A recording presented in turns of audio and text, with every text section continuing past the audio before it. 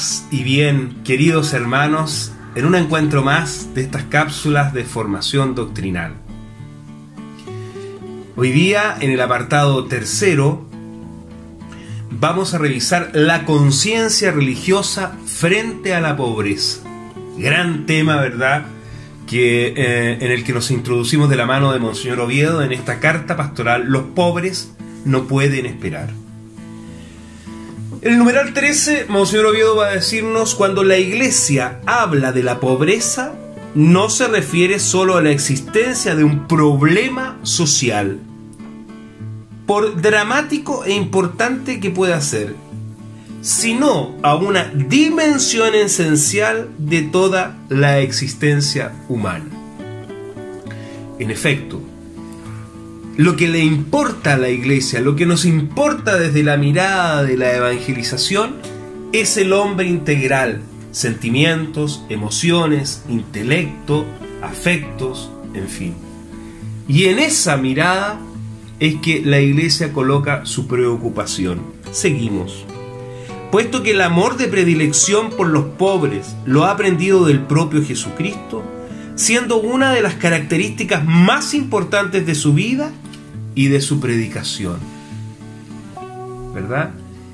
Y es ahí donde tenemos que identificar, querido hermano, querida hermana, desde el corazón, dónde está el pobre cerca de cada uno de nosotros, ¿verdad? En la época de Jesús eran las prostitutas, el ciego de nacimiento, el leproso, la mujer hemorroísa. ¿Dónde están hoy día esos rostros en el camino de nuestra vida? Siendo una de las características más importantes de su vida y de su predicación. Para comprender la pobreza debemos, pues, mirar a Cristo, comillas, el que es imagen del Dios invisible. Qué oportuno, qué didáctico, qué profundo texto evangélico de Colosenses, capítulo 1, verso 15, para ilustrar esta realidad. Es también el hombre perfecto, que ha devuelto a la descendencia de Adán la semejanza divina deformada por el primer pecado.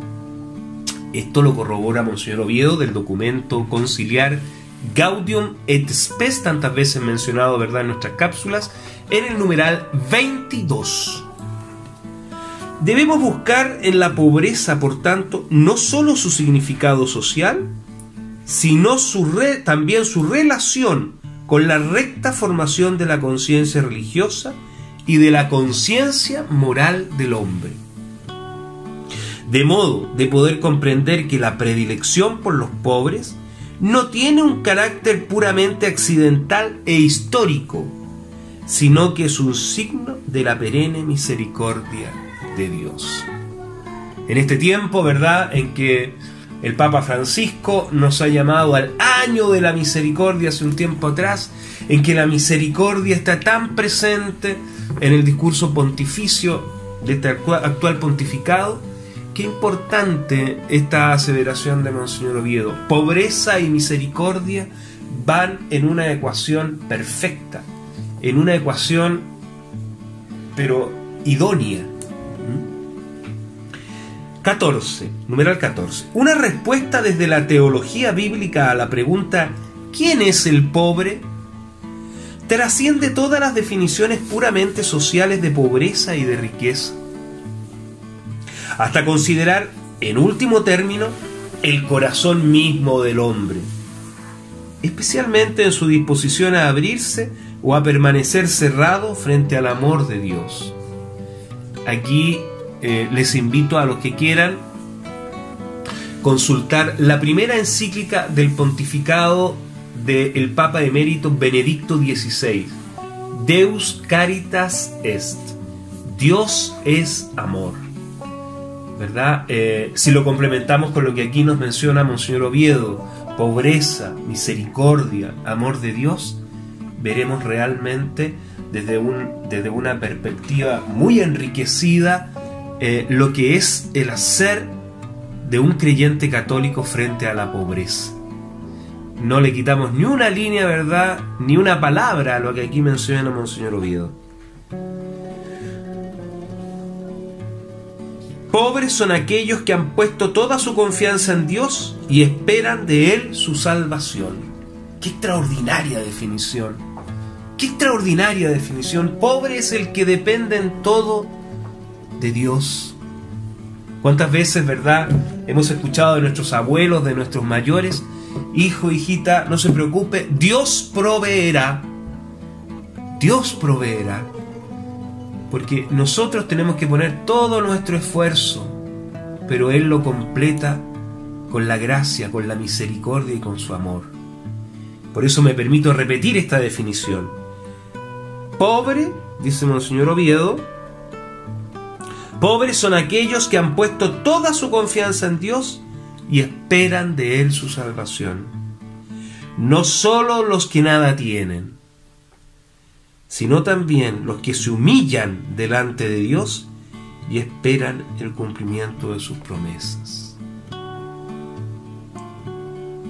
Humillarse, humus, la palabra viene de humus, tierra, hacerse sencillo, hacerse manso, hacerse, ¿verdad?, disponible al plan de Dios en nuestra vida. Romper rodillas, pelar rodillas delante del Santísimo, clamar en plegaria, a pesar de esa necesidad extrema, a pesar de ese dolor. Él tiene la respuesta, Él es nuestro norte. En definitiva, de Él salimos y a Él vamos. Ahí está el alfa y el omega.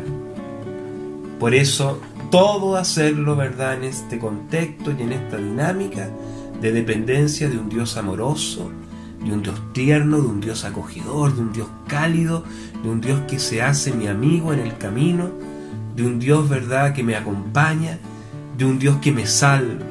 Nadie se salva solo. Esta evidencia la hemos experimentado tan cercanamente, ¿verdad?, en este tiempo de COVID-19, ¿verdad? El amor de Dios lo envuelve todo, lo acaricia todo. Todos vamos en la misma barca.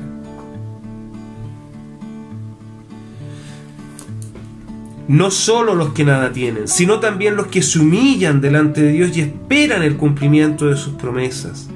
Por el contrario, el orgullo, el corazón arrogante y altanero constituyen en la tradición del Antiguo Testamento las fuentes de la impiedad y del pecado. Por ello, el acto de humildad por excelencia es el reconocimiento del propio pecado, el abajamiento, el entender, ¿verdad?, que polvo soy y en polvo me convertiré, que soy uno más dentro de la gran familia humana y que mi aporte, ¿verdad?, está en esa dimensión. Israel aprendió con dolor y sufrimiento, en una historia que conoció la derrota y el exilio. En efecto, si uno revisa la historia del pueblo de Israel, sobre todo en el Antiguo Testamento, como muy bien dice Monseñor Oviedo, es una historia de reveses, de dolores, de incomprensiones, de rebeliones a este Dios Yahvé que lo conducía por el desierto, ¿verdad?, a este Dios Yahvé, ¿verdad?, que lo había sacado de la esclavitud en Egipto. Ahí están, ¿verdad?, las invasiones babilónicas, asirias, fenicias, la dominación de los romanos.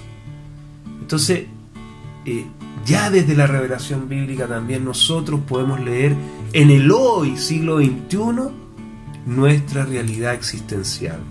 Continúo. Conoció la derrota y el exilio, lo efímero que podía resultar la riqueza y la abundancia, hasta llegar a cantar a Yahvé: tú salvas al humilde y humillas al soberbio. Esto está en el Salmo 18, en el verso 28.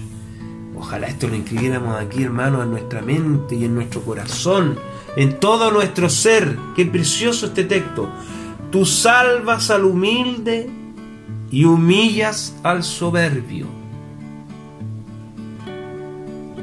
La presencia de Dios es valorada como el supremo bien que sacia todos los deseos de los hombres.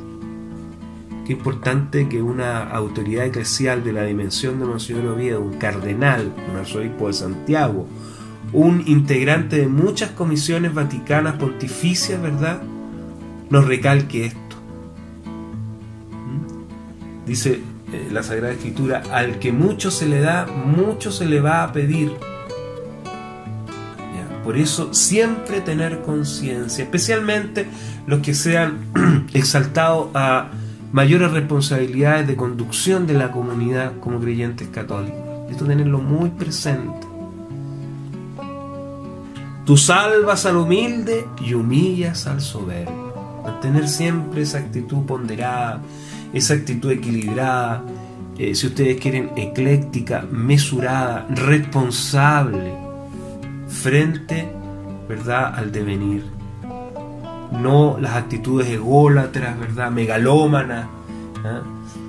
Fíjense ustedes lo que le pasó tanto a Jeremías e Isaías, los profetas mayores, que se tuvieron que enfrentar también a la élite política de su época en el antiguo pueblo de Israel y no fueron escuchados. De hecho, Jeremías fue incluso encarcelado por profetizar frente, ¿verdad?, al poder político lo que iba a ocurrir, lo que iba a suceder, producto, ¿verdad?, del desacato a la voluntad del pueblo, de Yahvé, su Dios. En el numeral 15 son palabras similares las que pronuncia María en su himno de alabanza. Proclama mi alma la grandeza del Señor, porque ha mirado la humillación de su esclava. Y describiendo la acción salvadora de Dios, agrega: dispersa a los soberbios de corazón, derriba del trono a los poderosos y enaltece a los humildes. A los hambrientos los colma de bienes y a los ricos los despide vacíos. Esto tú lo puedes revisar en Lucas, capítulo 1, versos 46 al 53. La pobreza en este contexto, nos dice Monseñor Oviedo, no puede entenderse separada de la acción de Dios, que escucha el clamor del humilde y derrama sobre él su misericordia. Es el reconocimiento por parte del corazón humilde de la existencia, de la injusticia, de la iniquidad, del pecado, lo que lleva a Dios a perdonar y a restituir el amor como la fuerza interior de toda la vida humana. Por eso, hermano, hermana, es tan importante el sacramento de la reconciliación y la penitencia. Nosotros católicos, en el contexto de posibilidades que tengamos, debemos acudir asiduamente al sacramento de la penitencia y del perdón, de la reconciliación, para que podamos hacer carne esto que dice Monseñor Oviedo: el clamor del humilde y derrama sobre él su misericordia. Es el reconocimiento por parte del corazón humilde de la existencia de la injusticia, de la iniquidad, del pecado, lo que lleva a Dios a perdonar y a restituir el amor como la fuerza interior de toda la vida humana. El clamor del pobre no es de ira o indignación por la situación que vive, sino de misericordia, para que Dios quiera manifestar su poder salvador. Por ello, cuando Cristo ya ha enseñado a sus discípulos a rezar el Padre Nuestro, les dice, comillas, si perdonan sus culpas a los demás, también su Padre del cielo les perdonará. Pero si no perdonan a los demás, tampoco su Padre les perdonará sus culpas. Esto está en Mateo 6, versos 14 al 15. Aquí a mí, como se dice en vulgar chileno, me pegó en los cachos. Cuesta perdonar, es tremendamente doloroso, sobre todo cuando uno ha tenido una herida muy profunda en el corazón, en el alma, una indiferencia acentuada, acusada, profunda. Cuesta perdonar. Es un ejercicio que solo el misterio del amor de Dios puede realmente restablecer, ¿verdad?, en lo interior de nuestro corazón.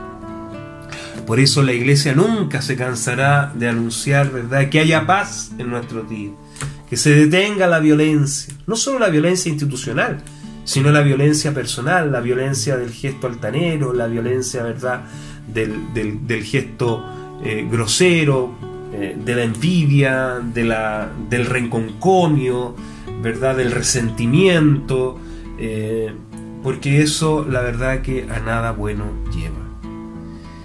Y por eso Dios nos ha conducido a través de estos minutos que le hemos regalado a poner en el centro, ¿verdad?, su llamada, en el centro, ¿verdad?, su invitación, una vez más. Por eso, el Señor te bendiga, querido hermano, querida hermana, y te guarde, te muestre su rostro y tenga misericordia de ti, te mire benignamente y te conceda la paz. Que el Señor te bendiga, hermano y hermana. Hasta un próximo encuentro en estas cápsulas de formación. Muchas gracias. Ha sido un placer y un agrado una vez más compartir con ustedes.